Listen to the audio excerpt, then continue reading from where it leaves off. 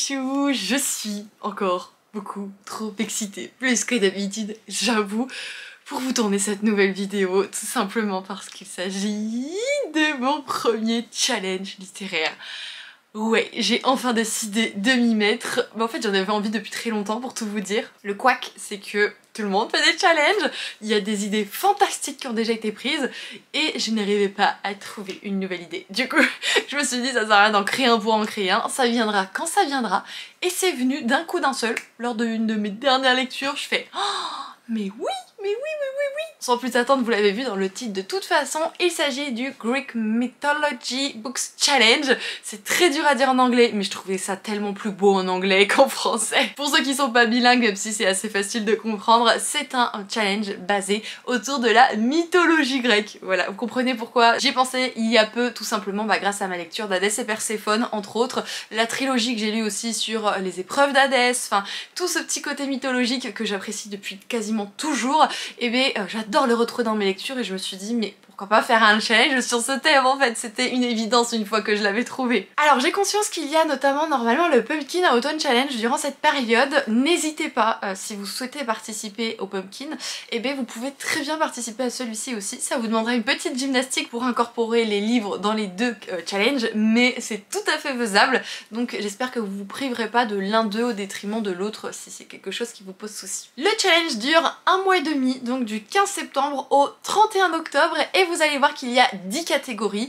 Le but c'est de se challenger, donc c'est de réussir ces 10 catégories, mais si on ne réussit pas, ce n'est pas grave, c'est juste un petit défi pour nous booster et vider notre palle, le tout avec un petit côté amusant en essayant du coup de caler des livres dans les différentes catégories. Petit aparté avant de vous annoncer ces 10 catégories, sachez qu'il va y avoir sur ma boutique en ligne, vous la retrouvez en barre d'informations comme pour toutes mes vidéos, à savoir By Kimi Collection, il va y avoir des produits en lien avec ce challenge en vente sur la boutique. Je suis vraiment hyper heureuse de vous proposer ça. On a travaillé dessus avec une Kimichou, illustratrice depuis un petit moment, même si je pense qu'elle aurait été contente d'avoir plus de temps que lorsque je l'ai contactée, c'est sûr. Je la remercie d'avance pour son travail parce que moi je n'ai pas encore tous les graphismes à ce moment-là, mais son travail est absolument génial. J'aime beaucoup son interprétation pour la mythologie grecque, donc j'espère que ça vous fera plaisir. Donc surtout n'hésitez pas à me suivre sur les réseaux sociaux, je vous parlerai de la mise en ligne de ces produits.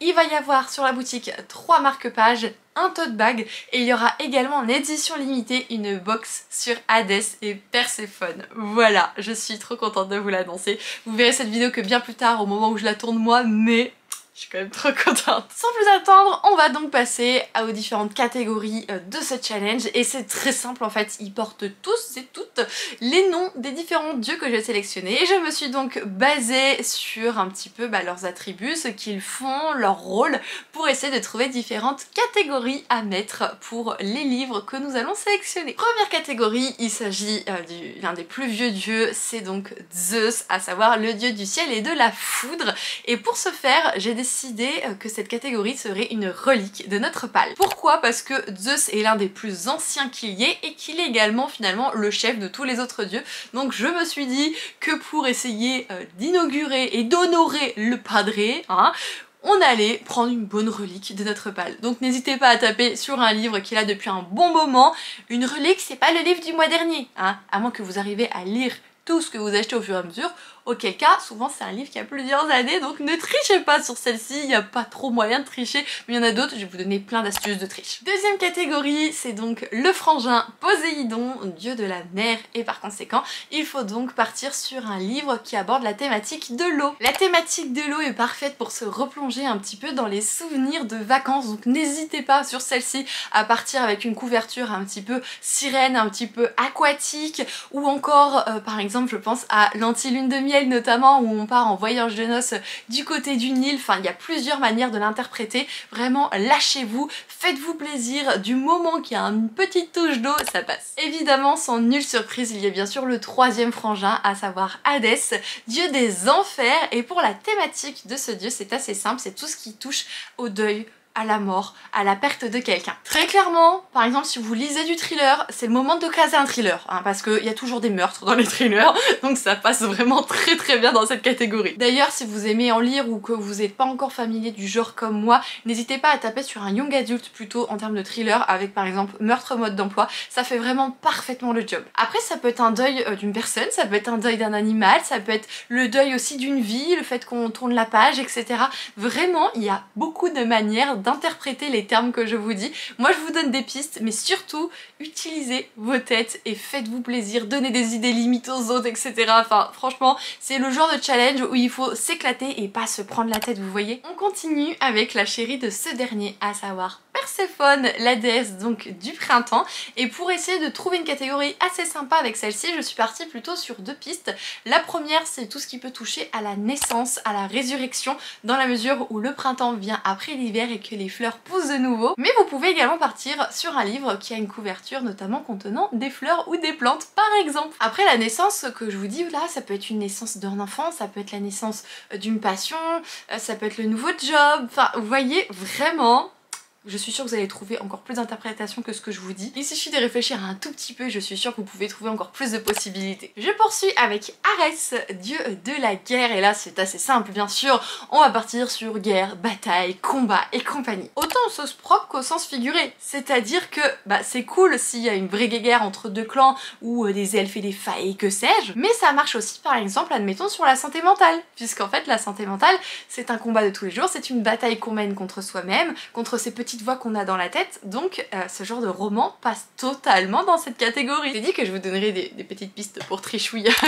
Je vous propose donc de continuer avec le dieu assez mythique d'Apollon. Celui-ci est donc le dieu de la musique, des arts, de la beauté, et là encore il y a énormément de possibilités, enfin les arts en tout genre, le dessin, la peinture, le chant, la musique, vous pouvez même partir sur le fait qu'il y ait une playlist en fait dans le roman, ça marche totalement. Et le fait qu'on part aussi sur la beauté, vous pouvez très bien vous dire la beauté d'une couverture, enfin il y a vraiment des possibilités, je me répète pour chaque catégorie mais il y a tellement à faire, vraiment. Éclatez-vous, encore une fois, c'est la dernière fois que je le dirai.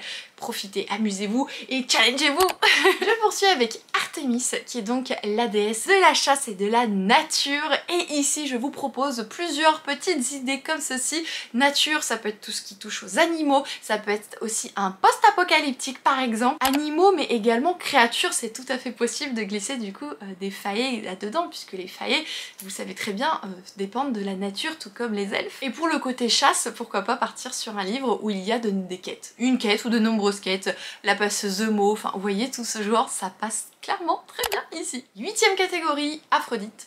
On va donc partir sur le sujet de l'amour et là clairement c'est très simple, une romance. Voilà. New romance, ou alors si vous préférez une romantasy bien sûr, ou un thriller où il y a un petit peu de romance, enfin vous mettez tout ce que vous voulez, du moment qu'à un moment donné on a une petite romance entre deux protagonistes, ça fait le job. L'avant-dernier, il s'agit de Hermès, dieu des voyageurs et messager notamment du coup des dieux. Et pour lui je vous propose du coup d'utiliser comme thématique tout ce qui va être le dépaysement, les vacances, ce genre de choses qui fait du bien au moral. Pour le côté messager, on peut très bien l'interpréter avec par exemple des romans où il y a de la correspondance, c'est-à-dire des échanges, des SMS, des échanges de lettres, vous voyez. N'hésitez pas vraiment à jouer sur les petits termes pour trouver des idées et des livres qui peuvent du coup se glisser dans les catégories. Et pour terminer, je vous propose du coup la chérie de Zeus, à savoir Héra, la déesse du mariage et de la maternité.